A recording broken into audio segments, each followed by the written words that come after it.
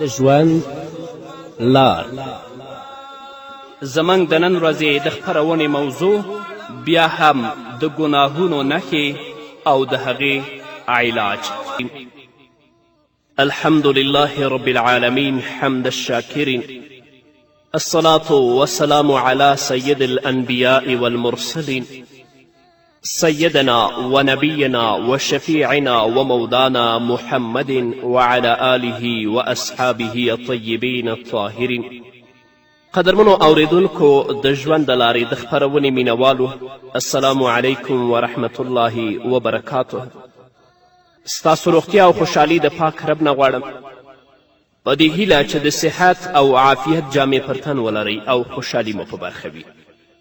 دا د زه محمد یاسین فهیم د ژوند د لارې د خپرونې په وړاندې کولو کې ستاسو په خدمت کې یم. زموږ د نن ورځې د خپرونې موضوع بیا هم د ګناهونو نښې او د هغوی علاج. امام احمد رحمت الله تعالی علیه په کتاب زهد کې یو قدسی حدیث را نقل کړی. په هغه قدسی حدیث کې الله رب العزت فرمایي: زه الله یم، زما مثال نشته. کله چې زما اطاعت وشي نو راضي کیږم، او کله چې راضي شم نو برکتونه وروم، او زما د برکتونو انتها نشته. او کله چې زما نافرمانی وشي نو ناراضه کیږم، او کله چې ناراضه شم نو لعنتونه وروم، له رحمت څخه لرې کوم، او زما لعنت تر 9 پښتۍ پورې ځي. د الله رب العزت د دې وینا نه معلومیږي چې د الله رب العزت په طاعت او په عبادت باندې الله رب العزت راضي کیږي. او کله چې رب راضي شه نو د چا نه چې رب راضي وي بیا په هغه باندې برکتونه وروي، او د الله رب العزت د برکتونو انتها نشته. او که څوک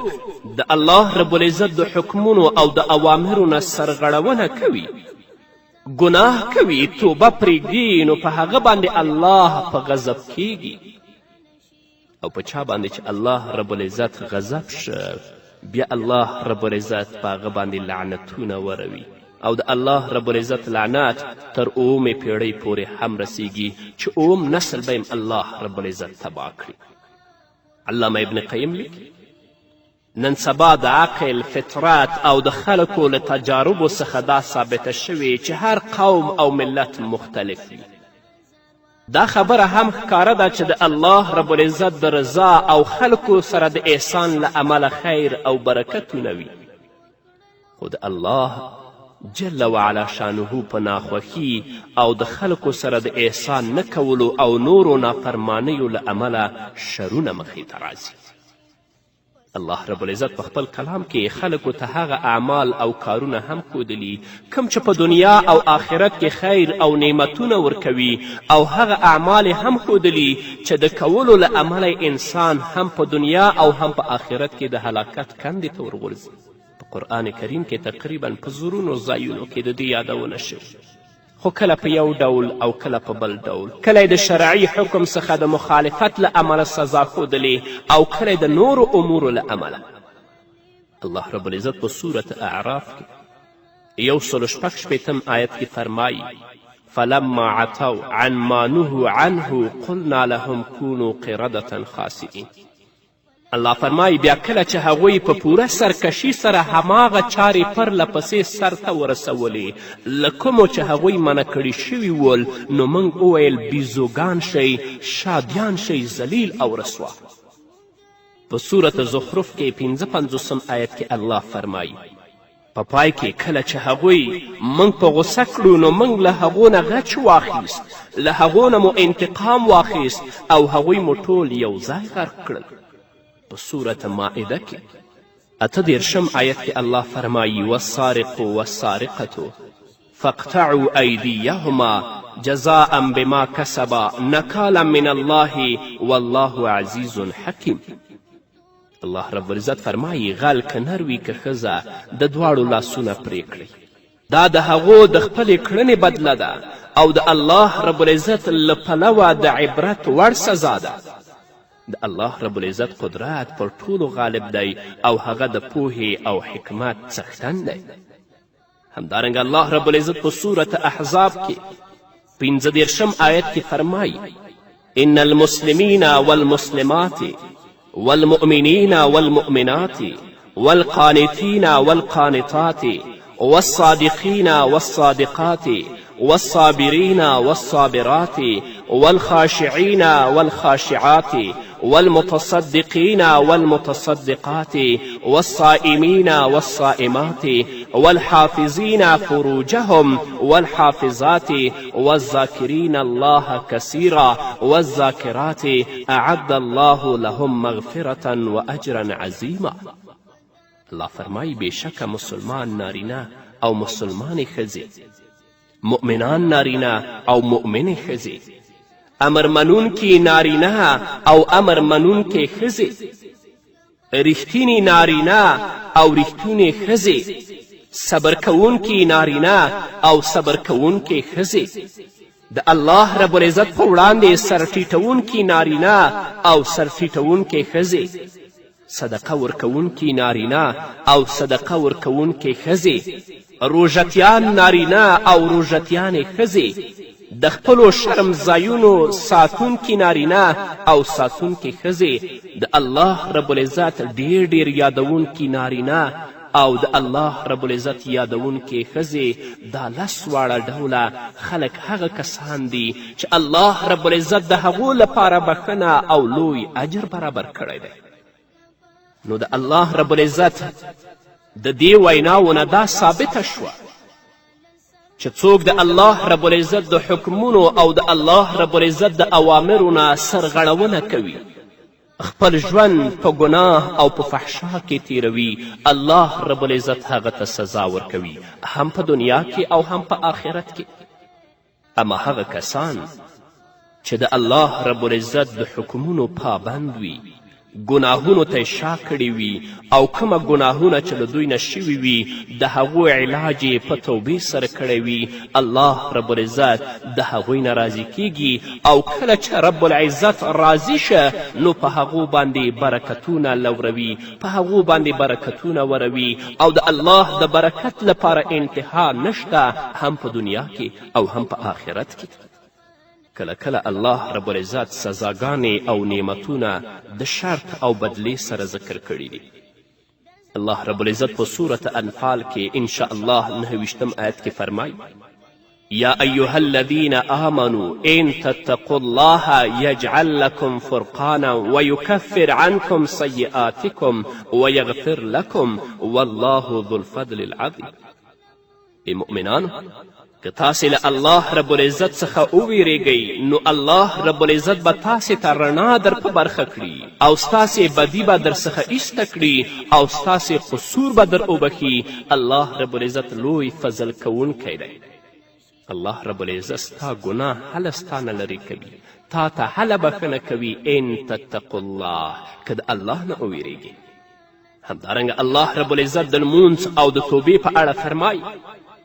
فإن تابوا وأقاموا الصلاة وآتوا الزكاة فخلوا سبيلهم إن الله غفور رحيم. که دا مشرکان توبه وباسي او لمونځ قائم کړي او زکات ورکړي نو خوشې کړئ، الله رب العزت بخونکی او رحم کوونکی دی. همدارنګه الله رب العزت په سورة جن کې 14 آیت کې فرمایي وأن لو استقاموا على الطريقة لاسقيناهم ماء غدقا. او ای پیغمبره ووایه ما ته دا وحی شوي که خلک په ثبات سره پر سمه لاره تللي وی نو موږ به هغوی خړوبه کړي وی. لنډه دا چې درنو اوریدونکو، په قرآن کریم کې سزا او جزا د شرط او جزا سره ښودل شوې ده. یعنی که داسې مو وکړل داسې به در سره وشي. د اسبابو د اختیارولو وروسته به پریکړه کیږي او هر شی د یو سبب پورې تړل شوی دی. له اسبابو څخه انکار جهالت او ناپوهي ده، بلکه هوښیار سړی هغه دی چې د تقدیر سره مقابله په تقدیر باندې وکړي،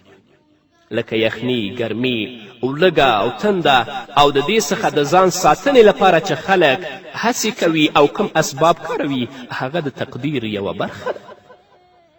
همدارنګه کله چې الله رب العزت لارښودنه وکړي نو انسان توبه کوي او له همدې امله ځان د اخروي عذابونو څخه ژغوري. دا هم د تقدیر یوه برخه ده. علامه ابن قیم وایي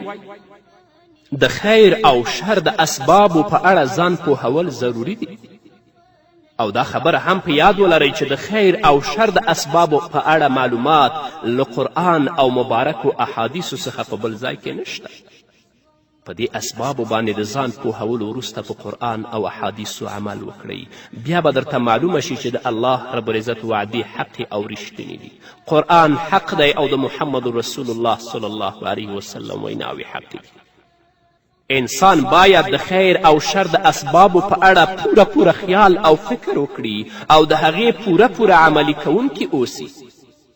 هغه سره رد او بدل نه کړي، ځکه چې د دې اسبابو له امله انسان ته دا معلومیږي چې ګناه د دنیا او آخرت د بربادي لامل دی، خو د ده نفس دته وایي هیڅ خبره نشته. الله رب العزت ډیر مهربانه او بخښونکی دی. توبه به وکړي، استغفار به ووایي، د هغو کسانو سره به کښېنئ کوم د الله رب العزت دوستان دي، نو الله به د ټول ګناهونه وبخي. انسان په همدغو خیالونو کې پریوزي او ګناهونه ترې وشي. علامه ابن قیم وایي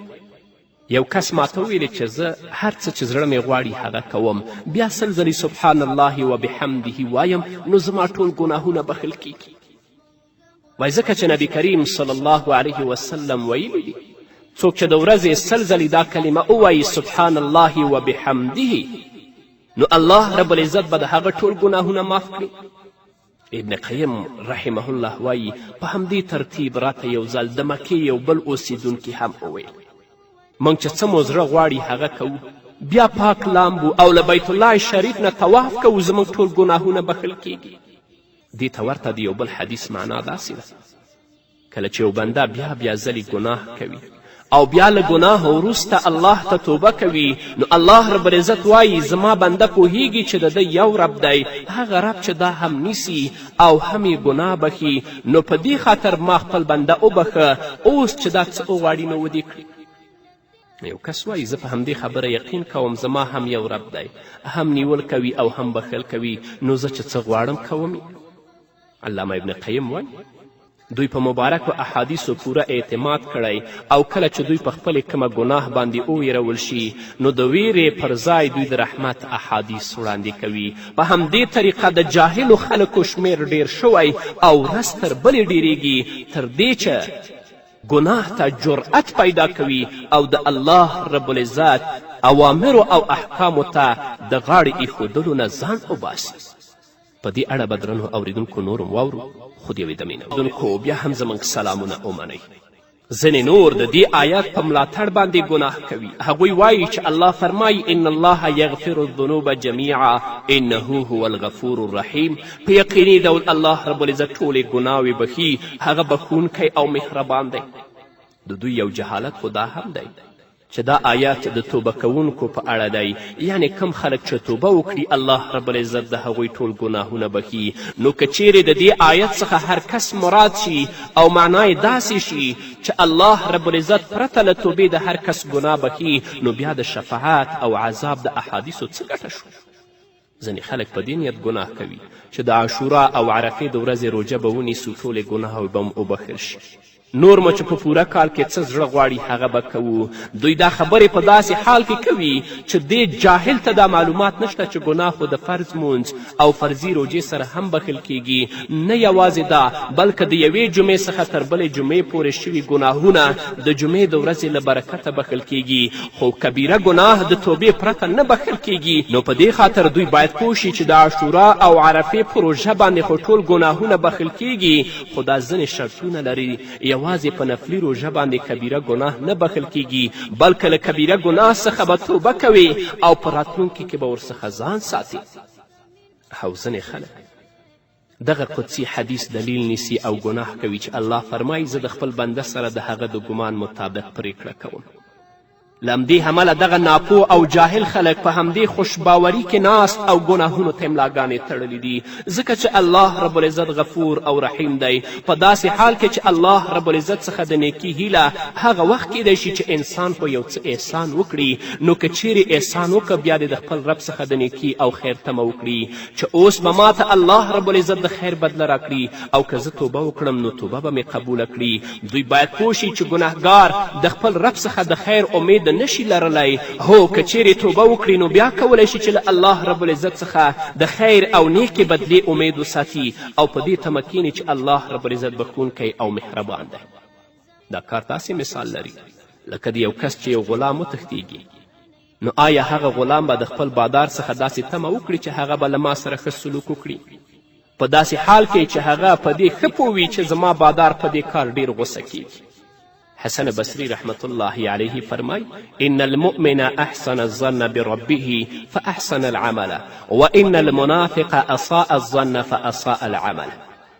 مؤمن انسان چې د خپل رب څخه د خیر ګمان ساتي نو ښه اعمال هم کوي، او ګنهګار انسان چې د خپل رب څخه بد امید ساتي نو اعمال هم بد کوي. کم خلک چې شپه او ورځ د الله رب العزت په نافرمانی کې غرق وي، تل د الله رب العزت د امرونو څخه سرغړونه کوي، هغوی هیڅ حق نه لري چې پرته له توبې له الله رب العزت څخه د خیر په تمه شي. کله چې یو کس د الله رب العزت له امرونو څخه سرغړونه کوي، د الله رب العزت د حدودو څخه تیری کوي، هغه لار سپکه ګڼي چې کومه الله رب العزت غوره کړې، داسې کس که ځان د جنت وړ بولي نو ځان ته دوکه ورکوي.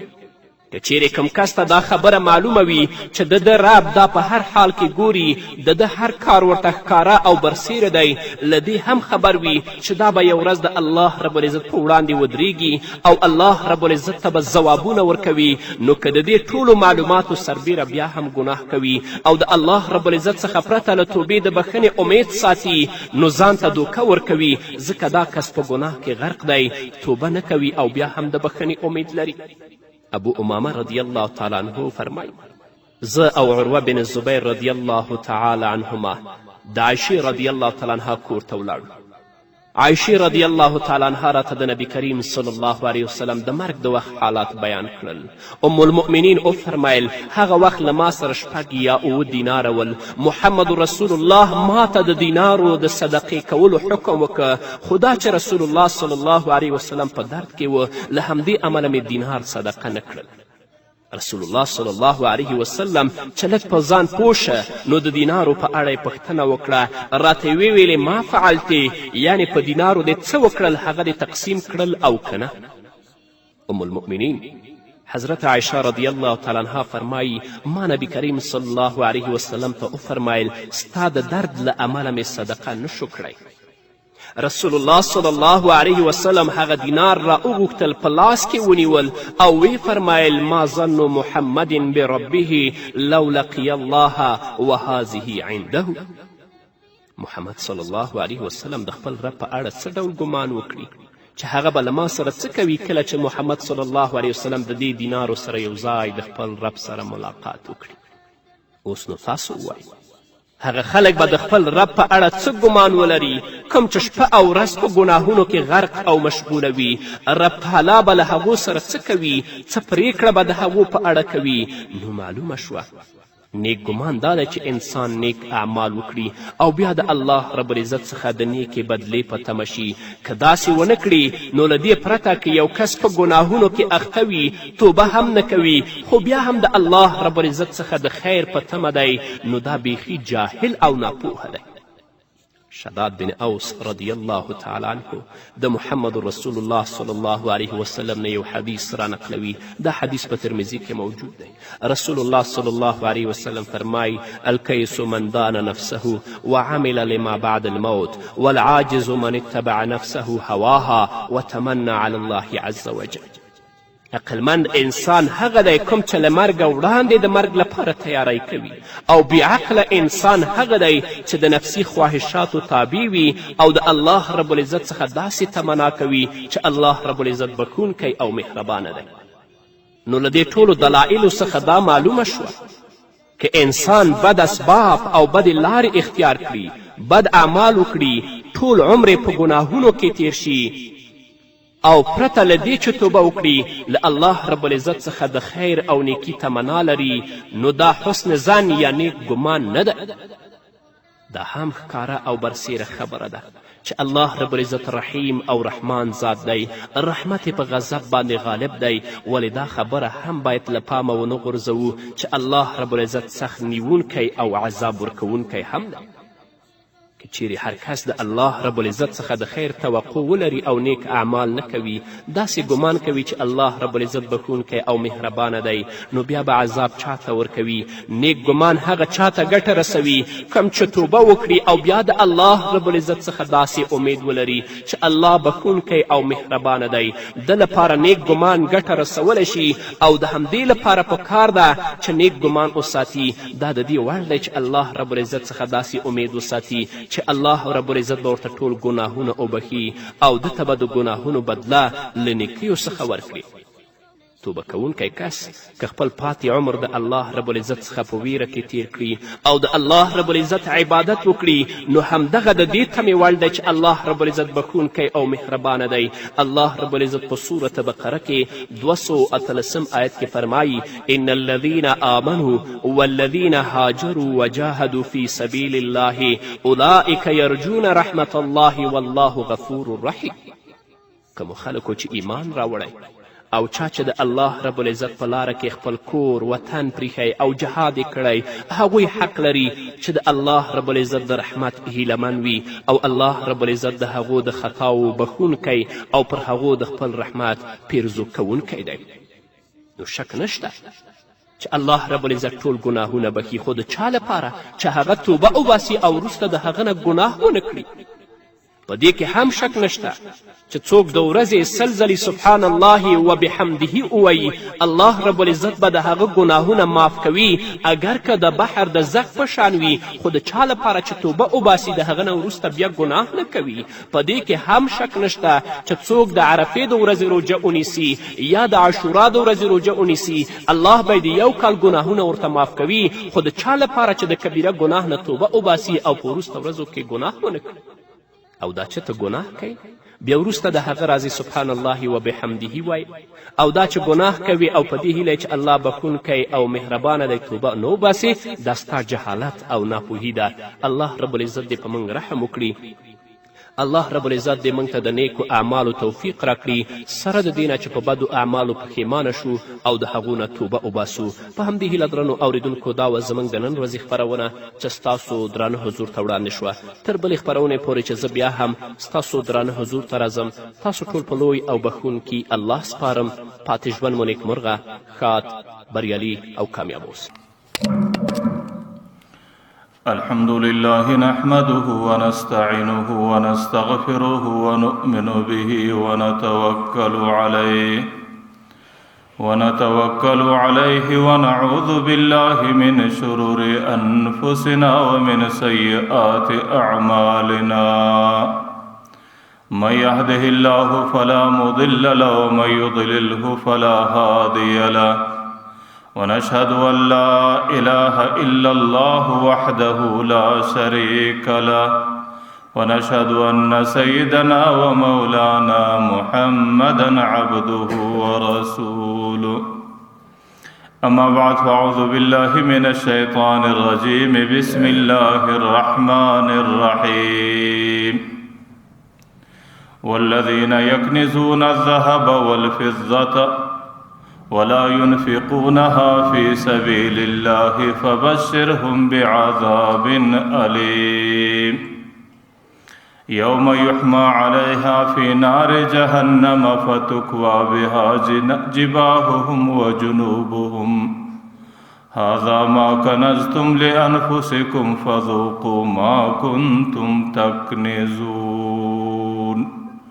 وقال رسول الله صلى الله عليه وسلم: الدين النصيحة. آمنت بالله صدق الله مولانا العظيم وصدق رسوله النبي الكريم، ونحن على ذلك من الشاهدين والشاكرين، والحمد لله رب العالمين.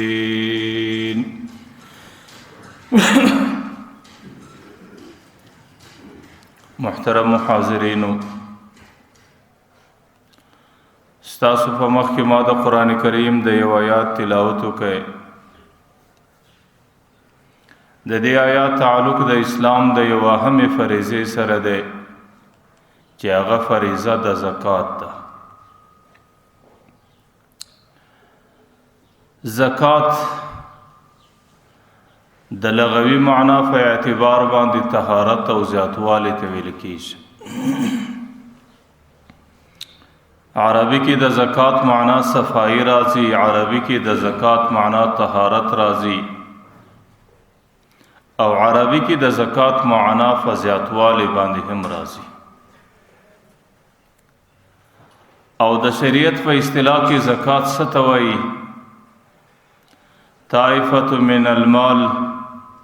فی مال مخصوص لمالک مخصوص. د مال یو خاصه حصہ ده، د مال یو خاص مقدار ده، د یو خاص چا په مال کې په یو خاصه اندازه باندې. نو دې ته اصطلاح د شریعت کې زکات ویل کیږي. زکات پر پیغمبر علیه الصلاۃ والسلام باندې د هجرت په 2م کال باندې فرض راغلی دی، او قرآن کریم کې د صلات او د لمانځه سره د زکات ذکر یو ځای الله تعالی قرآن کریم کې 2 ځله کړی دی، او د زکات ذکر قرآن کریم کې د لمانځه او د صلات څخه بغیر هم ډیر په کثرت باندې راغلی دی. د دې څخه د زکات فرضیت معلومیږي، او زموږ په دین کې دې څخه د زکات اهمیت معلومیږي. زموږ د شریعت اصطلاح دا ده چې کوم سړی عقیده د زکات نه لري او زکات په خپل ذهن کې د هغې عقیده نه وساتي، نو هغه سړی د پیغمبر علیه الصلاۃ والسلام امت و دین کې څه حصه نه لري. یعنی په دې خبره باندې چې د زکات عقیده نه لري، زموږ دین کې د مسلمان پاتې کېدی نشي. او چې کوم سړی د زکات عقیده لري لیکن په حلو بانو باندې په زکات کې قصور او کمی کوي، نو دنیا کې د سړی ته ډیر بدترین ګناهګار ویل کیږي، او دا مال به په دنیا کې د ده دپاره وبال جانی، او په آخرت کې به د بدترین عذاب ذریعه او سبب د دې سړي دپاره. او چې کوم نیک مسلمان په ښه طریقه سره خپل زکات ادا کوي، نو دنیا کې به الله تعالی په مال کې حفاظت او برکت راولي، او د قیامت په میدان کې به الله تعالی دا زکات او دا مال د دې بنده دپاره د لوی اجر او د ثواب ذریعه او سبب ګرځي. د زکات پر ادا کولو باندې پیغمبر علیه الصلاۃ والسلام حدیثو کې ډېر زیات ترغیبات او ډېر زیات هدایات راغلي دي. د یو صحابي سوال د پیغمبر علیه الصلاۃ والسلام سره راځي د زکات متعلق. نو پیغمبر علیه الصلاۃ والسلام هغې ته دا وایي چې ته خپل زکات ادا کوه، په دې سره به د الله تعالی په مال کې طهارت او حفاظت راولي، او د دې د ادا کولو په ذریعه به الله تعالی ستا د خپلو قریبانو سره وسیله رحمي راولي. بل ځای کې بل صحابي ته پیغمبر علیه الصلاۃ والسلام وایي الزکات جسر علی الصراط. زکات د انسان پر پل صراط باندې سربیره یو فل دی. د دې معنا دا چې کم څوک زکات ادا کوي، نو الله تعالی به د پل صراط څخه عافیت باندې تیری او جنت ته برسیږي. او چې کم سړی زکات کې قصور او کمی کوي او په حلو بانو سره زکات پر ځان باندې راګرځي، نو د هغې سړي دپاره پر پل صراط باندې جسر او فل نسته. او چې د کم سړي دپاره پل صراط باندې جسر او فل نه وي، نو د هغې سزا او د هغې عاقبت و انجام به دا وي چې هغې به جهنم ته ورشو کېږي. پیغمبر علیه الصلاۃ والسلام د اسلام مختلفې شعبې ذکر کوي. ورته اسلام 8 شعبې دی. یوه شعبه لمونځ دی، دویمه روژه ده، دریم زکات دی، څلورم حج دی، پنځمه شعبه امر بالمعروف دی، شپږمه نهي عن المنکر دی، اومه شعبه جهاد دی، او اتمه شعبه ایمان و اسلام دی چې د هغې د ټولو څخه مقدمه شعبه ده. او چې کم سړی دی امورو کې په یوه شعبه کې کمی کوي نو د هغې په ایمان کې نقصان و کمی کوي. او په دې شعبو کې دریم نمبر باندې دستی پیغمبر علیه الصلاة والسلام زکات ذکر کوي. صحابو ته به په ډېر کثرت باندې پیغمبر علیه الصلاة والسلام ویل چې حسنوا اموالکم بالزکات وداووا مرضاکم بالصدقه. د خپل مال د حفاظت دپاره قلاګانې راوګرځوئ چې ستاسو مال ته بیا نقصان نه رسیږي، او د مال د حفاظت قلا دا په زکات سره راګرځي. د خپل مال زکات ادا کوئ، په دې سره به الله تعالی ستاسو مالونه محفوظ وساتي. او وداو مرضاکم بالصدقه، د خپل مریضانو شفا کوئ، د خپل مریضانو علاج په صدقه باندې کوئ. چې کله تاسو نفلی صدقات مسکینانو ته ورکوئ، د هغې په ذریعه به الله تعالی ستاسو کورونه د بیماریو څخه محفوظ ساتي. نو ځکه د پیغمبر علیه الصلاة والسلام احادیثو کې د زکات متعلق ډېر زیات ترغیبات او پیغمبر علیه الصلاة والسلام د زکات متعلق ډېر زیات فضایل ذکر کوي. لیکن که یو طرف ته د پیغمبر علیه الصلاة والسلام د خولې مبارک څخه د زکات متعلق فضایل دي، نو دغه رقم د زکات پر نه ادا کولو باندې وعید هم راځي. پیغمبر علیه الصلاة والسلام حدیث دی، غالبا د مشکات شریف حدیث دی، چې د قیامت په میدان کې اولنی چې جهنم لورځي دا درې کسان دي. پیغمبر علیه السلام وایي هؤلاء اول من تصعد به نار جهنم. په دې درې کسانو به الله تعالی اول د جهنم اور بلوي، دا به د جهنم د اور پیل وځي. په هغې کې اول پیغمبر علیه الصلاة والسلام ظالم بادشاه لیکلی دی چې کوم بادشاه د خپل رعیت سره د ظلم معامله کوي، نو د هغې سره به د الله تعالی د طرفه دایي چې هغې به په اولنۍ جهنمیانو کې چې هغې باندې به د جهنم اور اول په ده باندې بلیږي. او دویم پیغمبر علیه الصلاة والسلام هغې کې هغه مالداره لیکلی دی چې الله تعالی مال و دولت ورکړی دی او دی په زکات کې قصور و کمی کوي. او دریم هغه مسکین چې الله تعالی په مسکنت کې مبتلا کړی دی، لیکن د هغې باوجود د ده په دماغ کې تخیل و تکبر راځي. حضرت عبدالله بن مسعود د پیغمبر علیه الصلاة والسلام ډېر فقیه صحابي دی. نو هغې وایي الله تعالی قرآن کریم کې موږ ته د دوو خبرو یو ځای امر کړی دی چې اقیموا الصلاة وآتوا الزکات، لمونځ به هم کوئ، زکات به هم ورکوئ.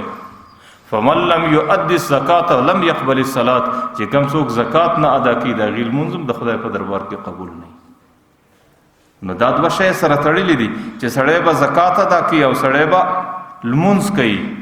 که چیرې دا هر یو بغیر د بل سره راسي، د الله تعالی دربار کې دا قبولیت نصیب پیدا کوي. پیغمبر علیه الصلاة والسلام یو حدیث کې لا در دې حده پورې راځي چې کم سړی زکات په ښه طریقه باندې نه ادا کوي، چې کم سړی د زکات مال د خپل مال سره جمع کوي، الله تعالی به د ده پر مال باندې هلاکت مسلط کوي. محدثینو د دې دوې ترجمې لیکلي دي. د زکات مال د خپل مال سره را جمع کول د دې یو شکل دا دی چې ته مالدار یې او تا باندې الله تعالی زکات یې ایښی دی، لیکن ته د زکات ادایه په ښه طریقه باندې نه کوې، نو ته د زکات مال د خپل مال سره را جمع کوې. دویم شکل یې دا دی چې ته د مسکین په شکل باندې ګرځې، لیکن په حقیقت کې مسکین نه یې او ځان خلکو ته مسکین ښکاره کوي او د مسکنت په شکل د خلکو څخه زکاتونه راټولوي. نو په دې شکل باندې د زکات مال او د مسکینانو حق دی ته د ځان د مال سره جمع کوي، نو الله تعالی به د دې په بدله کې ستا پر دې مال باندې هلاکت ضرور مسلط کړي. یو حدیث کې پیغمبر علیه الصلاة والسلام وایي چې کم قوم مالداران زکات بند کړي، الله تعالی د هغې قوم پر عامو انسانانو باندې کاختي راولي. چې کم قوم کې مالداران زکات بند کړي، الله تعالی په هغې قوم کې پر دې قوم باندې بارانونه بند کړي. ځکه الله تعالی ورته ارحموا من فی الارض، ای مځکې والاو مالداران پر مسکینانو باندې ورحمیږئ، نو یرحمکم من فی السما، بیا به اسمان پر تی باندې ورحمیږي. که تاسو په خپل مابین کې سره ظالمان یاست او وس والا پر بېوسه نه رحمیږي او ضرور پر کمزوري باندې نه رحمیږي او مالدار پر غریب باندې رحم نه لري، نو بیا به تاسو په خپل معاشره کې د الله د رحم انتظار څنګه وکړئ؟ حدیث شریف کې راځي چې د زکات بندېدو په خاطر په معاشره کې باران بندېږي، او د بے حیايي د ډېرېدو په خاطر چې معاشره کې بے حیايي ډېره سي، الله تعالی په معاشره کې داسې بیماری ږدي چې د دې معاشرې فلرونو او نیکګونو به د دې بیماری نمونه نه واورېدلي. چې کله معاشره کې بے حیايي ډېره سي نو د هغې په خاطر الله تعالی معاشره په بیماریو کې مبتلا وي، او هغې بیماری په داسې شکل باندې معاشره باندې راځي چې ما درته ویل چې مخکینی انسانانو او د دوی فلرو نیکګانو د هغې د نمو سره اشنا او ولد نه یې راغلي. او چې کله معاشره کې مالداران مال بند کی، زکات بند کی، او عامه معاشره حیا ختم کی، نو بیا خو دې معاشره کې الله تعالی حرج زیات کی. یو صحابي د پیغمبر علیه الصلاۃ والسلام څخه پوښتنه کوي ومل حرج یا رسول الله، حرج څه معنا چې الله تعالی په معاشره کې بیا حرج زیاتوي؟ هغه صحابه پیغمبر علیه الصلاۃ والسلام الحرج القتل، الله تعالی په معاشره کې قتلونه ډیر کی، بیا به ورځ د قتل څخه خالی نه وي، بیا به شپه د قتل څخه خالی نه وي، بیا به سهار د قتل څخه خالی نه وي، بیا به ماښام د قتل څخه خالی نه وي. لیکن قتلونه به څنګه وي؟ لا يدري القاتل فيما قتل ولا المقتول فيما قتل. قاتل به په دې نه پوهېږي چې دا سړی پر څه باندې وژنم، او د دې مړي قریبان به په دې باندې نه سي پوه چې دا زموږ سړی پر څه باندې مړ کړي. دا د کومه ځای بنیاد را روان سي؟ دا بنیاد د مالدارانو سره روان سي چې هغې په معاشره کې زکات بند کړي، نو الله تعالی معاشره باندې رحم ختم کړي. او دا بنیاد د عام معاشرې د انسانانو سره روان سي چې کله انسانان په عامه معاشره کې بې حیايي حیا ختمه کړي او فحاشي او عریاني زیاته کړي، نو الله تعالی پر هغې باندې دا مصیبت پر ټولو معاشره کښېږدي. حالانکه قتل زموږ په دین کې ډېره عظیمه ګناه، د قیامت په میدان کې د ټولو څه مخکې اولنی پیشي، اولنی کیس، اولنی دعوه چې د الله تعالی دربار ته راځي، هغه د قاتل او د مقتول د راځي. مقتول د خپل سر چې کم څوک مړ شوی دی هغې د خپل سر په لاس کې نیولی، او د قاتل یې در دې ګریوان نیولی، او د الله تعالی دربار لی راولی وی یا الله د دې ظالمه څه پوښتنه وکړي چې زه پر څه باندې قتل کړم. الله تعالی ورته ته غم مه کوه، زما دې په خپل عزت و جلال باندې قسمي که ټوله کائنات ستا پر دې قتل لا جمع سوي وی، نن به ما ټوله کائنات جهنم ته ورغورځولي وی، نو دا ظالم به جهنم ته څنګه نه غورځوم؟ نو چې کله زکات په معاشره کې زکات کې کمی راسي، نو په معاشره کې کاختي و د باران کمی راسي. چې کله په معاشره کې په عامو انسانانو کې حیا ختمه سي، نو په معاشره کې بیماری ډېرې سي. او چې کله په معاشره کې مالداران او مسکینان دواړه نافرمانه سو، بیا په معاشره کې قتلونه زیات سي. بیا به قاتل په دې باندې نه پوهېږي چې پر څه باندې قتل کوم، مقتول به په دې باندې نه پوهېږي چې پر څه باندې مې قتلوي. نو ځکه زموږ په دین کې زکات ډېر اهم حکم دی. ماول کې درته ویل چې کوم څوک د دې عقیده نه لري هغې زموږ په دین کې مسلمان نه سي پاتېدلی، او چې کوم سړی د دې په ادا کولو کې قصور و کمی کوي هغه زموږ په دین کې بدترین فاسق، بدترین ګناهګار، بدترین نافرمانه انسان بلل کېږي. دنیا کې به الله تعالی دغه مال دغه دولت د ده د عذاب ذریعه ګرځي، او په قیامت کې به الله تعالی د دې مال او دولت په خاطر باندې د ده استوګنه په جهنم کې کوي. نو یو طرف ته زموږ په دین کې پر دې باندې ډېر تاکید دی چې مالداره د خپل زکات ادا کوي، لیکن د دې برخلاف دویم حکم زموږ په دین کې ډېر شدید حکم دا دی چې مالداره د خپل زکات و خپل مصرف ته رسوي. چې الله تعالی کم مصرف د مالدارۍ د زکات ورته ټاکلی دی، نو زکات لکه څنګه چې ورکول ضروري دي، دغه رقم هغه مستحق، هغه څوک چې حقداره د زکات دی هغې ته رسول ضروري دي. که یو مالدار هر څومره لوی رقم، هر څومره لوی حساب مال و دولت هغې د زکات پر نامه باندې ورکړي او خپل مصرف خپل مستحق دی نه ورسوي، نو بیا د قیامت په میدان کې د هغې ذمه و غاړه د دې زکات د ادا کولو څخه فارغه نه بلل کېږي. او که چیرې یو سړی په هر څومره لږ شکل باندې مال هغې په ښه شکل باندې خپل مصرف او مستحق ته ورسوي، نو بیا خو به د هغې زمام فارغوي او بیا به د هغې دپاره د ډېر لوی اجر او ثواب ذریعه او سبب هم ګرځي. سوره بقره کې صحابه د پیغمبر علیه الصلاۃ والسلام څخه معلومات غواړي. ما ننفق من اموالنا، موږ کومې پیسې ورکو، څومره حصه ورکو. چې کله پیغمبر علیه الصلاۃ والسلام د الله تعالی دربار کې د دې سوال پیښوي چې صحابه خو د مال مقدار معلومول غواړي، نو الله تعالی ورته پیغمبره دې صحابه ته چې د مال مقدار ستاسو پر ذمه، لیکن د دې څه زیاته اهم دا ده چې کم څوک زما د طرفه درته نشاندهي سو دا مال هغې ته رسول، د دې اهتمام وکړي. نو ځکه الله تعالی سوره توبه کې بیا په خپله د زکات مستحقین 8 صنفه ورته ذکر کوي چې تاسو به زکات د 8 صنفو انسانانو ته رسوئ، بیا ستاسو زکات ادا دی. لیکن که د دې بجای تاسو په حلو بانو باندې نور غرضونه کې پر ځای کوئ، نو بیا به د قیامت په میدان کې دا نه وایي چې د زکات څه زموږ ذمه بری ده. لیکن کچیرې په غلطي باندې زکات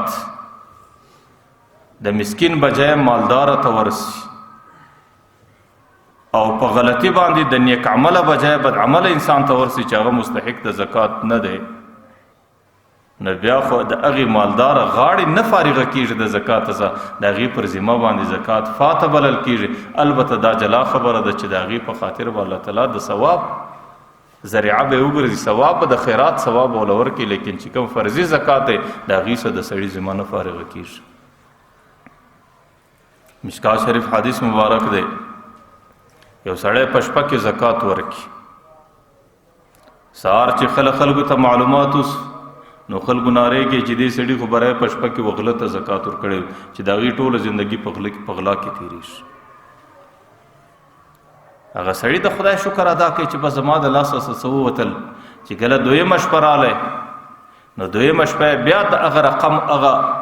مد د زکات ادا کوي، لیکن چې سهار معلومات اوس هغې زناکارې زنانې ته چې د هغې ټوله زندګي په بدکاري کې تېرېږي هغې ته په لاس ورکړی. نو هغه سړي درېیمه شپه بیا د زکات کښلو اراده وکړه. درېیمه شپه چې کله زکات وکړی نو سهار دا معلومه سوله چې کوم زکات د ده د لاسه څه وتلی وي هغه مالداره ته رسېدلی چې هغوی د مال او دولت په خاطر د زکات مستحق نه و. د 3 سره ځله د الله تعالی شکر ادا کوي او د دې سره یې دا زکات بیا مقرر کړي. نو چې کله خوب کې رالی نو خوب کې د الله تعالی د طرفه یو هاتف ورته وایي، د مشکات شریف روایت دی چې سړی چې کمی غلطه د زکات ورکوي کېدی سي هغې به د مجبورتیا په خاطر باندې په دې غلا کې اخته او ستا د زکات په خاطر به د دې غلا څه دی راوګرځي. او چې کومې زنانې ته د زکات ورکوي نو هغې به د مجبورتیا په خاطر په بدکاري کې لګیا و، کېدی سي ستا د امداد په خاطر هغې د بدکارۍ سره وګرځي.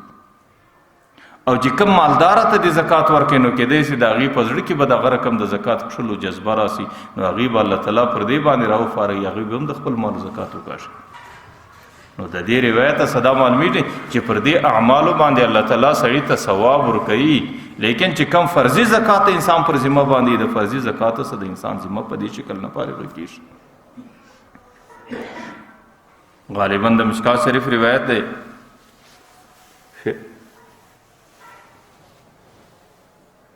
چې الله تعالی د زکات مقدار نبی ته ورفرې شوی چې د مال 40مه حصہ ده او په پسو کې دومره مقدار دی، په سرو زرو کې دومره مقدار دی، په سپینو زرو کې دومره مقدار دی. د هغې انداز د هغې بیان الله تعالی د نبي په خوله باندې وکړي. لیکن چې کم خلک مصارف د زکات چې د زکات به سړی چاته رسوي د هغې بیان الله تعالی نبي ته لا نور پرې شوی، بلکې سوره توبه کې الله تعالی په خپله را روان سلو 8 قسمه انسانان یې بیان کړلو چې دې 8 قسمو ته که تاسو زکات ورورسوئ ستاسو زکات وخاطئ، د دې 8 قسمو څه ماسوات پر بل چا ستاسو زکات نه خیسي. نو دې څه دا معلومیږي چې دا دویمه خبره چې زکات مصرف ته رسول دا د هغې څه ډېره اهمه و چې زکات ادا کول، ځکه د زکات ادا کولو بیان پیغمبر علیه السلام ته ورفاته سو، لیکن د زکات مصارف الله تعالی په خپله باندې بیان کړ چې څومره حصه د زکات مالداره ادا کوي نو د هغې به دا عقیده وي چې دا حصه زما په ملک کې نه ده، دا د مسکین ملک دی، دا زما ده نه، دا د الله د طرفه د مسکین دپاره ټاکل سوې حصه ده. نو بیا به د زکات په ادا کولو کې پر مسکین باندې خپل غرور او تکبر نه کوي چې ما خو ستا سره کومک وکړې ما تا ته پیسې درکړې دا پیسې د مالدار دي نه دا پیسې د اوله سره د مسکین د پاره ټاکل سوي دي ځکه الله تعالی قرآن کریم کې وایي ولا تبطلوا صدقاتکم بالمن والاذى بیا به خپل زکاتونه په دې شکل مه بربادوئ چې پر خلکو باندې احسانونه اچوئ او پر خلکو باندې لویې کوئ او پر خلکو باندې تکبرونه کوئ نو مالداره بجای د دې چې پر مسکین باندې تکبر کوي پر مسکین باندې فخر کوي او پر مسکین باندې لویي کوي بجای د دې چې د مسکین زړه زیری د هغې پر ځای د مسکین احسان ومني چې دا مسکین الله تعالی ماته یو ذریعه جوړه کړه او د ده په ذریعه سره الله تعالی زما ذمه د یو فرضي حکم بري کړه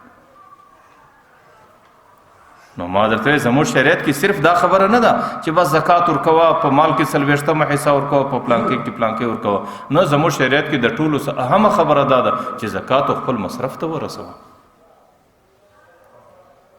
قرآن کریم کې سورۃ توبه کې الله تعالی 8 قسمه مصارف لیکلي دي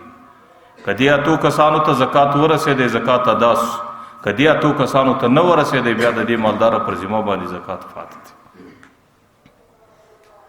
د ټولو سمخکنی لفظ الله تعالی وایي للفقراء والمساکین زکات به سړی فقیر و مسکین ته ورکوي فقیر و مسکین دوه لفظ دي د دې معنا صرف یو کې لږ ډېر احتیاج په یو کې لږ کم احتیاج فقیر و مسکین هغه سړي ته ویل کېږي چې هغې د ضروریاتو اصلیو څه سوا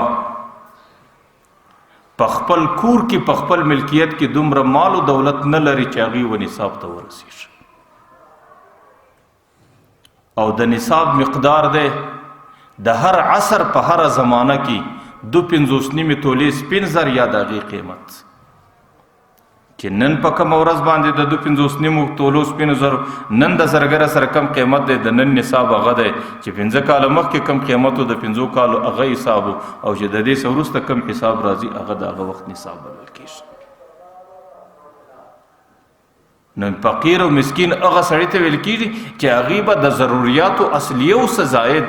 د 2.5 سپینو زرو تولو قیمت به نه لري یا به د هغې ملکیت نه لري بس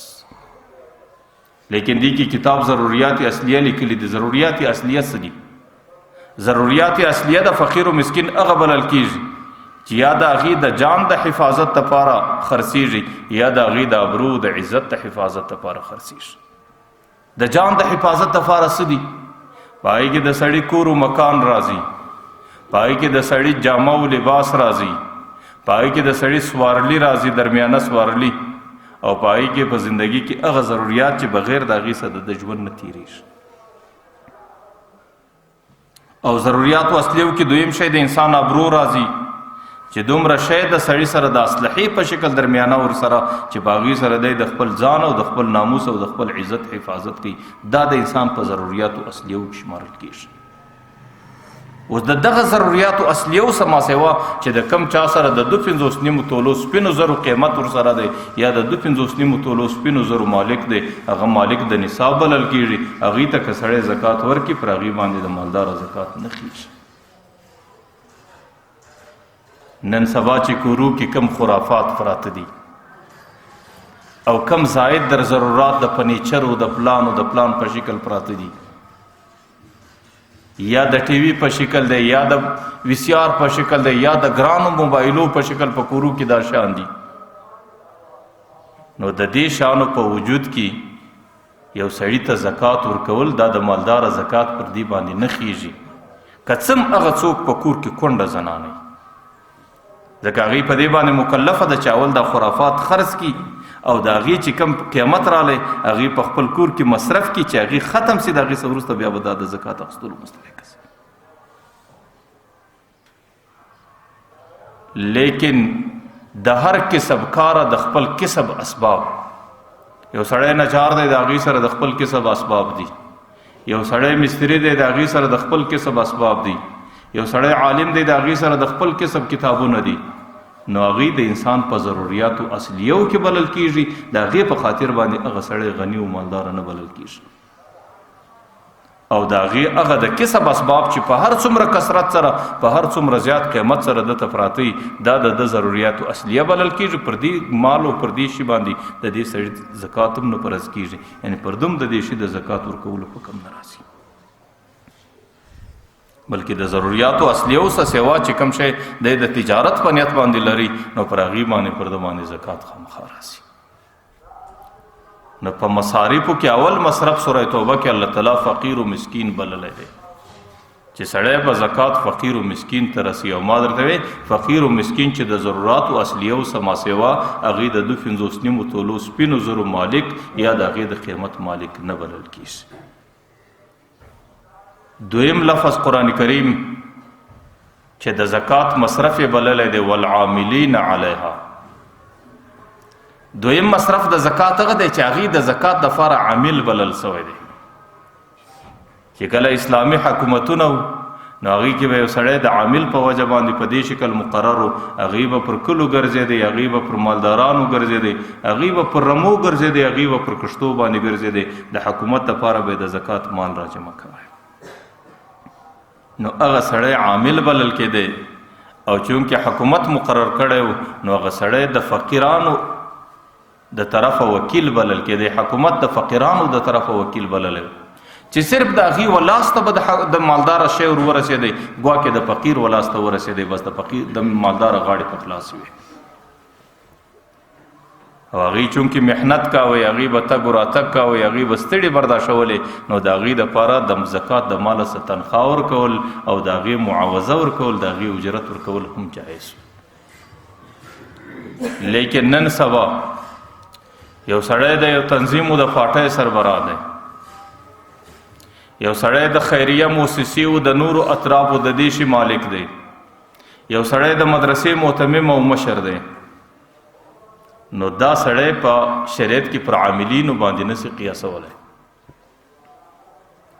عامل خو هغه سړی و چې هغې به حکومت د فقیرانو د طرفه وکیله کوي، لیکن د مدرسې معتمم دی،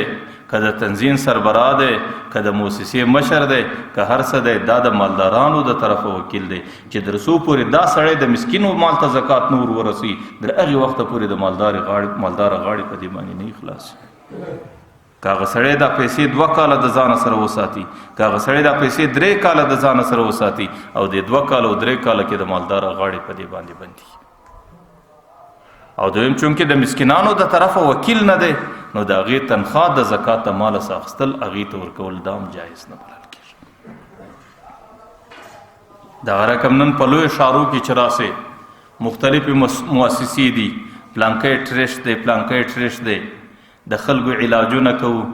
او سړکان جوړو او اسپتالونه جوړو، په دې شکل باندې د زکات مد، د زکات رقوم، د زکات پیسې ځان ته راوصولوي. نو دې ته زکات ورکول دا ناروا دي، او په دې خاطر باندې د مالداره غاړه د زکات څخه فارغه کیږي.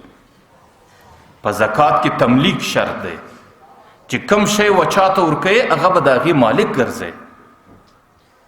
نو په دې خاطر د زکات د مال استعمال په مسجد کې سړی نشي کولی. د زکات د مال سره د مسجد د یو فنکه سړی نشي راوړلی. د زکات د مال سره د مسجد یو مسله څوک نشي راوړلی. نو چې کله د زکات مال په مسجد کې استعمالولی نشي، نو د زکات مال به پر سړک جوړولو، پر اسپتال جوړولو، پر نورو امورو باندې څنګه راسي. نو دویم سړی چې د زکات مستحق بلل سوی دی هغه څوک دی چې هغه عامل وي. عامل چې زکات راټولولو دپاره حکومت مقرر کړی دی، چونکې هغه تکلیف برداشي، هغه د فقیرانو د طرفه وکیل بلل کېږي چې کله د هغې مال ته پیسې راورسېدې بس د مالداره دستي غاړه په خلاصه شوه. او دریم قرآن کریم سوره توبه کې والمؤلفة القلوب لیکلی دي. مؤلفة القلوب دا چې کله د اسلام ابتدایي حالات بعضې انسانان، بعضې نوي مسلمانان چې د هغې سره به دا خطره وه چې د دې په دماغو کې اسلام ډېر ټینګ سوی نه دی، د هغې سره دا خطره وه چې د دې رخ او توجه برته د اسلام څه واوړي، او د هغې سره دا بیره وه چې دا د اسلام په خلاف یو شرارت جوړ نه کړي. نو مالدارانو مسلمانانو به د زکات د مده څخه هغې ته څه پیسې ورکولې چې د دې زړونه اسلام ته مایله شي. علامه قرطبي رحمه الله لیکلی دی چې د مؤلفه القلوب چې کم مصرف دا کل کې کل مسلمانانو لو پدې کې غیر مسلم نه وو البته نه یو مسلمانانو د غي په دماغو کې اسلام چونکه راسخ نو په دې خاطر د اسلام کې دا جایز و چې د مسلمانانو د زکات صدیتی څخه پیسې ورکول شي لیکن علامه قرطبي لیکلی دی چې اوس عصر کې چونکه اسلام غلبه پیدا کړه اسلام شکوت پیدا کړي اسلام اشاعت پیدا کړي نووس د دې فرد د مؤلفه القلوب پر نامه باندې د احناف فرای کې دا دی چې اوس داسې سړی پر دنیا نشته چې هغه د طالب قلب په شکل باندې د زکات مستحق سي او د په مؤلفه القلوب کې راسي او د مؤلفه القلوب د مصرف په شکل باندې ودته زکات راوس نو زموږ د امام ابو حنیفه رحمه الله مسلک دا دی چې دا خبره اوس د مؤلفه القلوب چې کم صنف دی هغه د زکات ته مصارف سوتلې دی لیکن د بعض فقهاو هغه یو خبره دا کوي چې مؤلفه القلوب عام کله کافرانو کله مسلمانانو او د بعض فقهاو رائے دا چې اوسم بعض کافرانو ته سړی په دې شکل د زکات پیسې ورکول شي چې د هغه طالب قلب د اسلام طرف ته راشي لیکن زموږ د امام ابو حنیفه رحمه الله په مذهب کې د دې گنجائش نشته او دریم صنف چې الله تعالی قرآن کې لیکلی دی هغې لیکلی دی وفر رقاب چې د کم چا د غاړه او گردن د خلکو په لاس کې ګرو وي د دې څه معنا د اسلام په ابتدایي ادوارو کې دورو کې مریان راتلو نو هغې به خپله کله د مولا سره بدلې کتابت وکړي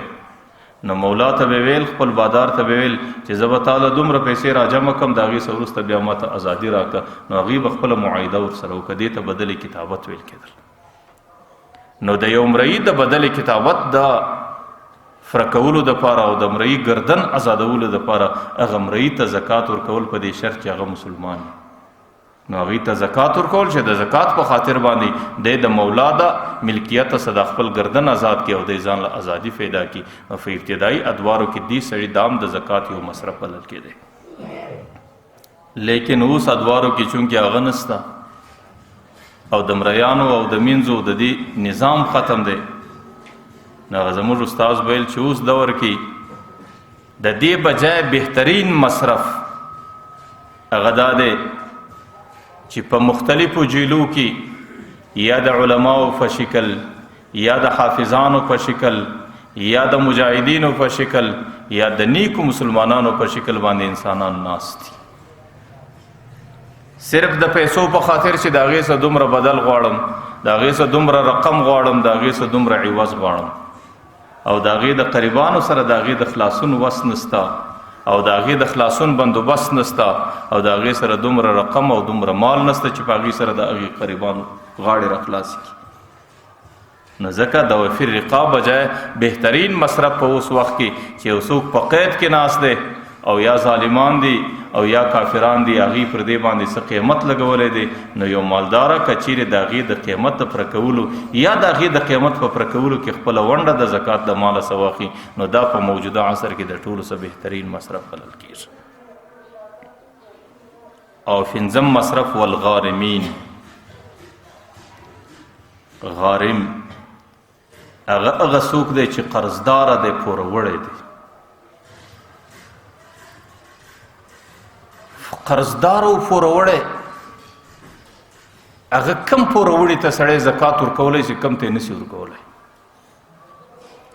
چې کم سړی د خپلو بچانو نفقه پوره کوي او د خپلې زندګۍ ضروریات پوره کوي د خپلو بچانو د نفقې او د ضروریاتو په خاطر پر دې سړي باندې قرضه راغلی ده یا د یو چا زمان اخیستی دی او هغه بیا تښتېدلی دی د هغې بوج پر ده باندې راغلی دی یا هغه سړی د یو ناګهاني تاوان او حادثي او آفت لاندې راغلی دی نو په دې خاطر دی د قرضو لاندې سوی دی نو دا د زکات دا پوروړی د زکات مصرف دی لیکن علماو لیکلی دي چې کم سړی صرف ناجایزو کارو کې لګیا دی او د ناجایزو کارو په خاطر باندې پر ده باندې پورو قرضه راله یا یو سړی د خپل تجارت او د خپل مال او دولت د ډیرښت دپاره په دې ځای کې تجارت روان که دلته روان که دلته روان که دلته د تاوان سره مخ په دغه منډو کې وخت ور باندې روان دی چې کله به مال او دولت زما لاس له راسي نو د تجارت د بړاوېدو پورته کېدو په خاطر د مال او دولت د ډېرېدو په خاطر باندې چې کوم سړی در قرضه لاندې سي علماو لیکلي دي چې هغه قرضدار ته زکات باید چې ورنه کول سي او د دې سورسته مصرف ویجاهدون وفي سبیل الله چې کوم خلق د الله تعالی فلار کې جهاد کوي فی سبیل الله عام لفظ دی کده مجاهدینو په شکل دی کده علماو په شکل دی کده صوفیانو په شکل دی کده مبلغینو په شکل دی کده هر شکل چې کله پر هغې باندې مسکنت حمله وکړه او د هغې ضروریات د زندګۍ فره نه دي نو بیا قرآن کریم وایي چې دا هم د زکات بهترین مصرف بلل کېدی شي یو سړی په خپله جهاد نه کوي او په اوس عصر کې چې د کافرانو د هر طرفه د مسلمان قوم پر عزت او پر ناموس او پر خاور او پر اسلام باندې حملې دي لیکن په مال باندې هم نه کوي او مال کې بیا خاص کر چې هغه د خدای کومه فریضه ده په هغې باندې هم نه کوي نو بیا خو پیغمبر علیه الصلاة والسلام خو وایي من جهز غازیا فقد غزا چې یو سړی د غازی مالو سبب ور برابر کوي ترتیب ور برابر کوي هغه هم د دې غازی سره په دې اجر کې شریک دی ومن خلف فی اهله فقد غزا چې کله غازی جهاد ته ولاړ د کور ضرورت ور پر کې دیم په غزا کې ور سره شریک دی لیکن ومن لم یغزو یو سړی په یو شکل غزا نه وکړه ولم یحدث به نفسه د زړه کې د غصا وسوسه او سوچ اراده لا نه رااله لیکن مات او فقد مات على شعبة من النفاق بیا مرګ لراله بیا د مرګ د منافق مرګ ولل کیږي بیا د قیامت په میدان کې د غي حشر فصفا مؤمنانو کې نه کیږي د غي حشر د منافقینو په صفو کې کیږي ځکه بهترین مصرف هغه دی وخت کې د مجاهدینو مصرف دی د هغې د کورونو بوج پورته کول د هغې د اسبابو د اصلحې بوج پورته کول که د سړي په خپل ذاتي مال کې وس نه وسي کم سے کم د زکات په مال کې د هغې په پوره طریقه باندې مرسته کول او آخرنی مصرف قرآن کریم و ابن السبیل لیکلی دي چې کم خلک رالو مسافر دي او دې مسافر په خپل کور کې مالدار دی په خپل کور وطن کې مال او دولت لري لیکن ستا وطن لراغلی دی هغې د سفر په حالت کې دی د هغې سره مال او دولت نسته هغه د مسکنیو د مسکنتو مجبورۍ سره مخامخ سو نو دې وخت کې دا مسافر او دا مسکین دا هم د زکات بهترین مصرف بلل شوی دی لیکن که یو سړی د دې سما سیوا د خیشو د خالا په شکل د خوشینې او د خواشې په شکل د مبارکۍ او په نورو حلو بانو باندې خلکو ته پیسې ولور کی او بیا دا تمه لري چې قیامت په میدان کې زما زکات ادا سو اسې نه چې بیا د قیامت په میدان کې دا زکات د دې سړي پر ذمه باندې فاته نه نو ځکه دا مسله ډیره د احتیاط دا خبره زموږ په دین کې صرف نه ده چې یو سړی به خامخا زکات ورکوي لیکن زکات ورکول چې څومره ضروری دي دغه رقم زکات خپل مصرف ته رسول دا هم دغومره ضروری دي نو پکار دا دی چې د خپل زکات لپاره سړی د نیکو انسانانو د متقیانو د فرهیزګارانو خلکو اطلاع وکړي چې یاره زما زکات چا ته ورسیږي بیا خاص کر علماو لیکلی دي چې هغه انسانان چې هغوی 24 ساعته د عبادت لپاره ناست دي هغوی خپله زندگی عبادت ور فارغه کړې ده هغوی د دنیا د هر کار څخه ځان فارغه کړی دی نو هغوی د دې قوم او د مسلمان د مالدار قوم هغوی د زکات د ټولو څه زیات مستحق بلل شوی دی ځکه هغوی فرهیزګاره خلک دي پیغمبر علیه صلات وسلام وایي ولا یأکل مالک الا تقین ستا مال و دولت باید چې د فرهیزګاره خولې ته ورسیږي دې کې اختلاف دی بعضې خلک وایي چې یاره زکات چا ته ورکول افضل دي حضرت جنید بغدادي رحمه الله رائے بداوه هغې به وی چې په ټوله معاشره کې چې کوم خلک تصوف و طریقت کې لګیا دي او د تصوف و طریقت په خاطر هغوی د عبادات دا دنیا د کاروبار سره ګرځېدلي خلک دي دا د زکات د ټولو څه بهترین مصرف دی د یو مالدار په باره کې راځي هغې به خپل زکات په صوفیانو پسې ګرځاوی او د عام محتاجانو چې کوم عام خلک په احتیاج کې راځي د هغې به په خپل زکات کې داسې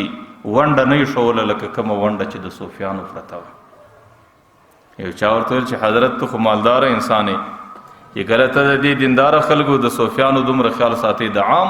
محتاجانو ولې خیال نه ساتي؟ نو هغوی به ورته وی چې کله دغه خلک هغه ټوله ورځ د دین د زده کړې دپاره، د دین د تعلیم دپاره، د دین د ذکر دپاره، د دین د تبلیغ دپاره ناست خلک دي، که چیرې پر دې باندې کمزوري راسي نو زما عقیده دا ده چې زه د دې په مدد کې 1 دینار خرڅ کم، ما ته در هغه 1000 دینارو ډېر افضل دی چې عام محتاجانو ته ورسوم. یو چا د دې مالداره خبره راواخسته، حضرت جنید بغدادي ته یې ورسوله. حضرت جنید بغدادي رحمه الله بارته وی چې زما عقیده دا ده چې زما په عصر کې دا د ټولو سلوی ولی کامل دی دا مالدار، او زما غوږ چې څومره خبرې راغلي دي حضرت جنید بغدادي وایي تر اوسه پورې ما دومره بهترینه خبره په خپل غوږ کې نه وه اورېدلې چې زه په 1 دینار باندې د فقهاو د صوفیانو د دیندار خلکو کومک وکم، دا ما ته ډېر افضل دی چې په 1000 دینار د عامو محتاجانو دا کوم. حضرت جنید بغدادي رحمه الله په عصر کې یو مالدار دی، د هغې دکانداري او تجارت ختم سو. نو حضرت جنید بغدادي رحمه الله چې څه درلود یو څه پیسې ول ورواستولې چې حضرت ستا کاروبار او تجارت او دکانداري باید چې ختم نسی، دا زما په سرمایه باندې چلوه. خلکو چې کله د هغې تحقیق و تلاش وکړي نو هغې به د عامو صوفیانو سره په سودا کې سهولت و اساني کوله. چې کله به دینداره سړی سودا لرالی، صوفي سړی برالی، طالب سړی برالی او دیندار مسلمان برالی، نو د هغې سره به په سودا کې ډېر سهولت کوئ. نو حضرت جنید بغدادي رحمه الله به سړي ته خپله سرمایه ورواستوله چې ستا غوندې دکاندارانو تجارت او دکانداري باید چې پر موږ باندې بنده نه شي. نو حضرت جنید بغدادي رحمه الله رای به دا وه چې هغې د زکات د ټولو څه بهترین مستحق انسانان هغه خلک بلل چې هغې په تصوف و په تعلیم و په تربیت کې لګیا خلک دي. حضرت عبدالله ابن مبارک رحمه الله په خپل عصر کې لوی محدث د امام ابو حنیفه رحمه الله په عصر کې لږ پورته انسان، هغې به بیا د ځان دپاره دا انتخاب کوی چې زما خوښه دا د زما ترجیح دې طرف ته ده چې زما د مال و دولت یو لویه حصه دا علماو ته ورسیږي، او ده به په خپل زکات کې د علماو ډېره غټه مرسته کوله. یو چا پوښتنه ځینې وکړه چې حضرت ته ولې د عامو محتاجانو دومره خیال نه ساتي لکه د علماو؟ نو ده ورته وایي چې زما عقیده دا ده چې د انبیاو سره لاندې افضل انسانان په معاشره کې دا خلک دي. بیا به ورته وایي چې د دې زندگی وقف ده د دین دپاره، او که چیرې د دې د دنیا ضروریات خلک ورفره نه کي نو خدا نخواسته چې دا زموږ دین ضایع نه سي، او که دین ضایع سو دا ټوله دنیا او ټوله انسانیت به د هلاکت سره مخامخ سي. نو حضرت جنید بغدادي رحمه الله به د تصوف و طریقت والا په خپل زکات کې ډېر خیال ساتي، لیکن عبدالله ابن مبارک رحمه الله به بیا د علماو د طلباو په زکات کې ډېر خیال ساتي. به هر حال عام عرف دا دی د پیغمبر علیه السلام د حدیثو څخه هم دا معلومیږي چې د ټولو څخه افضل ترین زکات چې سړی ورکوي هغې خپل قریب مسکین ته وله ورکړي. د ده په قریبانو کې یو سړی مسکین دی، صرف په دې خاطر باندې نه چې زما تربور دی، صرف په دې خاطر باندې نه چې زما نوم به یادوي، صرف په دې خاطر چې په تربورو کې به زما شهرت وسي، نه، دې ته به کم سے کم ښه تاکید کوي چې دا سړی یقیني مسکین دی که نه دی.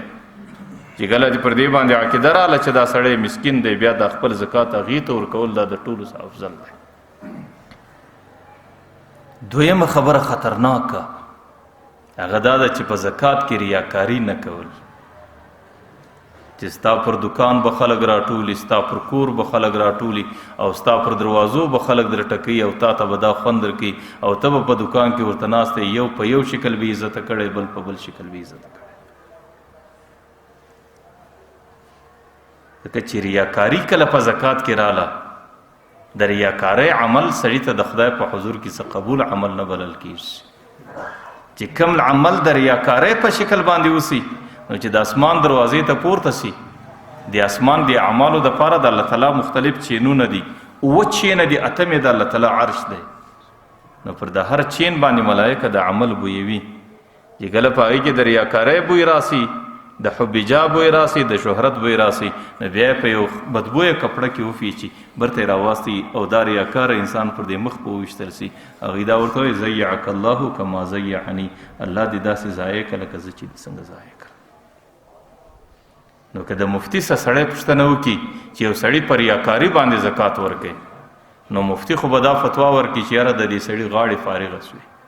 لیکن زکات کې چې کم ثواب دی، په زکات کې چې کم نورانیت دی، د زکات په خاطر چې کم حفاظت دی، د زکات په خاطر چې الله کم برکت راستی، د دې ټولو څخه سړی محروم او بې نصیبه شو. نو ځکه د ریا په خاطر باندې الله تعالی ته څه عمل منظور و مقبول نه وي. من یرائی یرائی الله به، چې کم سړی د ریاکارۍ دپاره یو کار کوي، نو الله تعالی په دې نیت کوي چې خلک مې پر دې کار باندې وویني، نو په دنیا کې به خلک پر کار باندې وویني، الله تعالی به په وویني، لیکن په آخرت کې د بیا څه د ثواب او د اجر تمه نه کوي. د ریاکار علماو لیکلي دي 3 نښانې چې کم سړی یو عمل پر ریاکاري باندې کوي، د هغې 3 نښانې راځي. یوه نښانه د ریاکاره دا ده چې د هغې د خلوت او د جلوت ډېر فرق وي، چې په مسجد کې کم لمونځ کوي، د خلکو په مخ کې کم لمونځ کوي او په څونه ښه آداب او ارکانو باندې کوي، لیکن په کور کې چې یې کړ دی څوک نسته هغه لمونځ نشي کولی. په کور کې چې دی که لمونځ کوي، نه د رکو درک شته، نه د سجدې درک شته، ولې دلته یا د ده زنانه دی یا د ده بچی دی، هېڅوک پر ده باندې څه تهمت نه راوړي.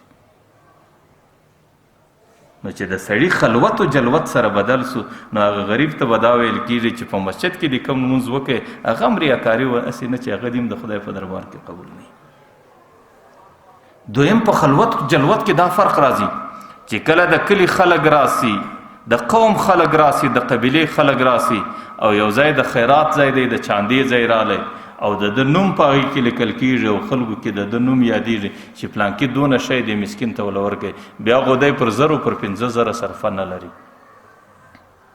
لیکن چې کله دی ځای ته رالی چې هلته د ده نوم یې څوک نه اخلي، نه په ده باندې خلک خبرېږي او د ده نوم ذکر کېږي نه، بیا د هغې غریب مالداره د 50 روپو سره نفس خېږي. نو په دې باندې د سر خلاص کړي چې هغه د خلکو په مابین کې چې څه ورکړي ولو، هغه هم د الله د رضا دپاره نو، د اخلاص او د ریاکارۍ د اخلاص په خاطر نو، د ریاکارۍ په خاطر و، هسې نه چې د هغې هم څه ثمره او نتیجه د قیامت په میدان کې نه وویني. په دې خاطر باندې د ریاکاره عمل الله تعالی ته منظور و مقبول نه بلل کېږي. او د ریاکاره یوه علامه دا چې خلوت او جلوت کې فرق راغلی. ما درته وایي چې کله د خلکو مابین له راسي، بیا خدای دا رقم دی په دې پوهېږي چې زما نوم بلندېږي او زما نوم په خلکو کې یادېږي، بیا پر هېڅ باندې صرفه نه لري. لیکن که د مسجد په دروازه کې مسکین او غریب غږ وکړي، بیا د ده کوشش دا دی چې پر بله دروازه باندې ځینې اوسي. نو دا د ریاکاره نښانې دي، او د ریاکاره یو عمل کې د خلکو په مابین کې کړی دی، کې په ډېر شکل کړی دی، کې په لږ شکل کړی دی، د هغې عمل توقع تمه په ښه شکل په قیامت کې دی نشي درلولی. دویمه نښانه علماو دا بیان کړې ده چې د ریاکاره دویمه نښانه دی چې د هغې په زړه کې بس د خلکو سره د تعریف توقع وي، د مالدارانو خلکو سره د تعریف، د مشرانو خلکو سره د تعریف، د صاحب ثروت خلک چې کم خلک باعزته خلک، باعظمته خلک، مشران خلک دي، د ده په زړه کې دا وایي چې کاش کې داسې کار مې کړی، پلانکي مې تعریف کړی وی، پلانکي مې کړی وی، پلانکي مې کړی، پلانکي مې کړی. چې کله دې په زړه کې دا خبره راله چې خلک به پر دې عمل باندې زما تعریف وکړي او د تعریف توقع امید در کې پیدا سو، دې باندې پوه سه چې دا عمل دې د ریاکارۍ په خاطر دی. او چې کوم عمل د ریاکارۍ په خاطر سي، د الله تعالی دربار کې زړې قدر او قیمت به نه لري. چې کوم سړی په اخلاص باندې عمل کوي، د هغې هم خلک صفتونه کوي.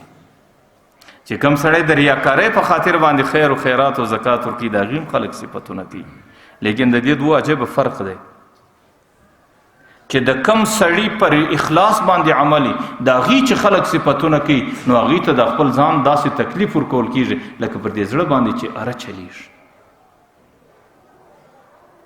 او چې د کم سړي د ریاکارۍ په خاطر باندې عمل کوي او پر دې عمل خلک صفتونه کوي، بیا د هغې زړه داسې باغ و شاداب او داسې خوشحاله لکه د جنت په باغچو کې چې سري. نو د ریاکاره دویمه نښانه دا ده چې هغې د خلکو سره تعریف او د صفت توقع تمه لري، او د هغې څخه باوجود چې خلک صفت او توقع او صفت کوي نو په هغې باندې د ده په زړه کې ډېره خوشحالي راځي او دی په زړه کې باغ کېږي په دې خاطر چې خلکو پر دې عمل باندې زه ولیدم. او ته مخلص بنده هغې اعمال په داسې شکل یې هغه خپل نیک اعمال د خلکو څخه داسې پټوي لکه خلک چې ګناه وي د بل په غلا باندې کوي. ګناهګاره ګناه داسې نه پټوي لکه نیک بنده چې کوم په اخلاص عمل کوي لکه هغې چې د خپل نیک عمل د خلکو څخه څنګه پټوي. او درېمه نښانه یې دا لیکلې ده چې د ریاکار علامه دا ده چې هغې پر د خپل عمل استقامت نه لري. چې کم نیک کار کوي که معمولی رکاوټ رالی که معمولی معنی رالی که د معمولی خاصه یو مشکل رالی بس بیا د ده څه ګردې په لګړي دي. چې کله د شادۍ موقع راله دی دینداره دی نو کور ته یې ویل چې یاره زموږ د دیندارۍ سره دا مناسب نه دی چې موږ دا شادي پر ځان په کم شکل تېروو. او دستي زنانې ورته رامخته سي چې ته خو نو شادي پر موږ باندې داسې تېروي لکه فاتحه. بس د زنانې په دې خبره بیا د ده سره ټولې په لګړي شي. نو په مخلص بنده کې پر دې خپل عمل باندې استقامت دی، هغې پر دې خپل عمل باندې کلک درېږي، هغه د یو مانع او د یو رکاوټ او د یو مشکل څخه خیال او پروا نه ساتي. لیکن د ریاکاره بنده ډېر شهر څه هغې ژر د لاسه وځي او هغې ژر په لګړېږي. او چې کوم سړی په اخلاص باندې عمل وکړي نو هغې خو بیا د قیامت په میدان کې د الله تعالی د عرش در سایه لاندې ناست دي. او چې کوم سړی د ریاکارۍ په خاطر باندې وکړي نو هغې خو بیا په هغه عمل باندې په بدبویې جامې په شکل هغه عمل برته د ده پر مخ باندې ویشتل کېږي. نو دویمه لویه خبره دا ده چې زکات خو خلک ورکوي، نو د زکات مقدار خو هر چا تور معلوم دی چې پر ما باندې په 40 روپۍ کې 1 روپۍ ده. لیکن دویمه اهمه خبره په دې پسې دا ده چې زکات یې خپل مصرف ته ورسوي. چې کوم مصارف الله تعالی قرآن کریم کې ورته ټاکلي دي هغې ته رسول. او درېیمه خبره دا ده چې په زکات کې د ریاکارۍ څخه ځان بچاول او زکات په اخلاص سره د الله تعالی د رضا په شکل باندې او په ډېره پوشیده طریقه سره مسکین ته رسول. نن سبا د فضول خرچې دوره ده چې کله د یو سړي په محل کې د زوی واده دی د لورې واده دی او د یو سړي د نامه ځای دی د یو سړي د شهرت ځای دی، بیا خو هغه سړی تاسو په دې محل او په دې کلي او په دې ښار کې وینئ چې د هغې واده په کوم شکل دی، د هغې میلمستیا په کوم شکل ده او د هغې ډول و ډمامه په کوم شکل دی. رنګ به هم د عجی، نوم به هم د مشري او چهره به هم د صوفي. لیکن د رواج پر ځای د پیغور پر ځای د نامه پر ځای د شهرت پر ځای بیا د غریب سره ټولې په لګوي. لیکن چې کله کال ور باندې راورسېږي د زکات حساب روان سي بیا خو د زکات د حساب سره د ده نفس خیږي. بیا که یو غریب ور باندې رامخته سي نو د ده پر دې تندي باندې بیا ګونجې پرتې دي. بیا کوشش دا کوي چې دا غریب څنګه د ځانه پسې واخلي او بیا کوشش دا کوي چې د دې غریب څخه په کوم شکل باندې ځان خلاص کړي. چې کله د نامو د شهرت ځای راسي بیا پر هیڅ باندې صرفه نه لري، لیکن د غریب سره بیا د هغې ګزاره په دې شکل باندې. ګورئ دا هر غریب نه دی، دا په مسجدانو کې چې په دې روژو کې تاسو نارې وي دا ټوله مسکینان نه دي،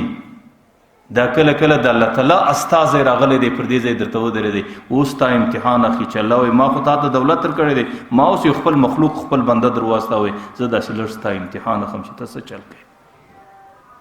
د الله تعالی د قیامت په میدان کې بنده راوګرځي وایي ابن آدم استطعمتنی فلم تطعمنی، ما خو زر علم ستا کور له ډوډۍ مې درڅه وغوښته تا ولې ما ته ډوډۍ نه راکول. بنده ورته کیف اطعمتک وانت رب العالمین، ما څنګه تا ته ډوډۍ درکړې وی ته رب یې او ته زما د ډوډۍ مجبوره څنګه وي. الله تعالی ورته اما ترى ان عبدي فلانا قد استطعمت، زما پلانکی بنده ستا کور له درلی، ستا جماعت له درلی، ستا دکان له درلی، د فقیر په شکل باندې درلی او هغې ستا څخه د ډوډۍ طلب وکړي او تا څه ورنه کولو. فلو تطعمک لوجدتنی عند ذلک، که دې چیرې هغه غریب ته ډوډۍ ورکړې وی زه به د هغې په څنګ کې ولاړ داسې به وایي لکه ما ته چې ډوډۍ راکړې وی. نو د هر غریب چې راځي دې ته د سائل په نظر مه ګورئ، دې ته د بې عزتۍ په نظر باندې مه ګورئ او دا ترټۍ مه او د دې اهانت او سپکاوی مه کوئ. دا کله کله د الله تعالی خاص استازی ستا د امتحان په شکل باندې راځي. د پیغمبر علیه الصلاۃ والسلام دور او عصر دی. حضرت عثمان غنی رضی الله عنه د پیغمبر علیه الصلاۃ والسلام ډیر عاشق صادق صحابه ټول د پیغمبر عاشقان دي. نو باغ تراله مدینه منوره کې بهترین وجه د خرما ده چې کله راوش کاوي چیرې وړم کور له وړم چاله وړم د پیغمبر عشق د ټولو صحابه په زین کې د ټولو سمخ کې پیغمبر علیه السلام دماغ کې ورده چې پیغمبر لبه ورده چې کله حضرت عثمان غنی رضی الله عنه پیغمبر ته وجه پیش کې د خرما بهترین وجه ده. نو پیغمبر علیه الصلاۃ والسلام چې لاس کې ونی وي د دوران کې سائل ودرې ده هغه ورته د الله رسول دا وجه ما ته راکې پیغمبر علیه السلام هغه ته ورکړ. حضرت عثمان غنی رضی الله عنه په دې زړه کې یو څه ارمان را لای کاش کې د دې وجه خورک پیغمبر علیه السلام په خپل کړی را لای مسجد نبوي دروازه کې ودرې دی چې کله سائل وجه را باسي بارور ته سړی پر ما باندې خرڅ کا په سور باندې وجه سائل چې کم قیمت په خپل باندې ورته عثمان غنی هغه زندرانی سائل ته پیسې ورکې برته واژه راوړي دوباره پیغمبر علیه السلام ته بیا پیش کړ. سائلم پر بل دروازه باندې ورسره رااله دوباره چې کله د واژه پیغمبر ته په لاس ورکې هغه دستي ورته وده ورته ماته د واژه راکې پیغمبر علیه الصلاۃ والسلام کې چونکې معنا نو پیغمبر علیه السلام بیا وی ته ورکړ. حضرت عثمان غنی رضی الله عنه زړه کې بیا لږ افسوس رااله دستي د مسجد نبوي دروازه یې ونیوله چې کله واژه سائل باسي نو حضرت عثمان غنی بیا ورته ودرې دی ورته سړی دا واژه پر ما باندې خرڅ کا څومره قیمت لري چې سائل په خله باندې څومره قیمت وريادي د نور یا حضرت عثمان غنی دویم ځل زینران چې کله پیغمبر علی السلام له دریم ځل راوړی چې پیغمبر لاس ته ورسېد سائل پر بل دروازه ور سره وګرځېد بیا ورته ماته راک دریم ځل چې سائل وځي حضرت عثمان غنی بیا دروازه ورته ونیوله بیا زینران صدرم زل پیغمبر علیه السلام تر ورسه صدرم زل سائل بیا را علیه ورته ماته راک پیغمبر علیه السلام صرف دا یو لفظ ورته انت سائل ام تاجر سړی ته اوس تجارت کوي که سوال و فقر کوي دا ستا څلرم ځل دی چې ته هغه سړي ته ورکوې چې ته عثمان غنی ستا سره رانسي هغه مال راوړي ته برته ته خو داسې چې د دې وجې مجبوره نه معلومېږي ته پر دې وجې باندې صرف تجارت کوي پر ورته انت سائل ام تاجر تو سائل که تاجر چې کله د پیغمبر د خلی صدا کلام وځي الله تعالی د عرش څخه جبرائیل ورله راستوي جبرائیل دستي ورته ودرېدی ورته پیغمبره ستا رب وایي چې واما السائل فلا تنهر سائل ته به دومره خبره لا نه کوي سائل ته به رټنه نه ورکوي سائل ته به تکلیف نه ورکوي سائل ته به د دومره خبرې حکم نه لري چې سائل ته وکړي. نو مقصود مې دا دی چې د زکات ادا کېدل د الله د طرفه فریضه ده او زکات خپل مصرف ته رسول د الله تعالی د طرفه فریضه ده او زکات پر ریاکاری باندې نه بربادول چې بیا د قیامت په میدان کې سړی د هغې د اجر تمه نشي کولی او په دې شپو کې خاص کر چې مسکینان تاسو له راځي د الله ډېر احسان ادا کوي د دې علاقې خلکو ته مسکینان راځي ورنه د الله په دربار کې هیڅ قدر نه لري که الله تعالی تاسو د خلکو دربارو ته وروستی هم یې ور استولی سي نو دا د سائلان راځي غریبان راځي د دې سره په خپله ښه طریقه باندې چې څومره مرسته د سړي وسي هغه ورسره کول او د هغې سره د محبتو د شفقتو د عزتو د احترام معامله کول. الله تعالی دې زموږ عبادتونه قبول کړي الله تعالی دې موږ ته د ښې ګزارې توفیق راکړي. واخر دعوانا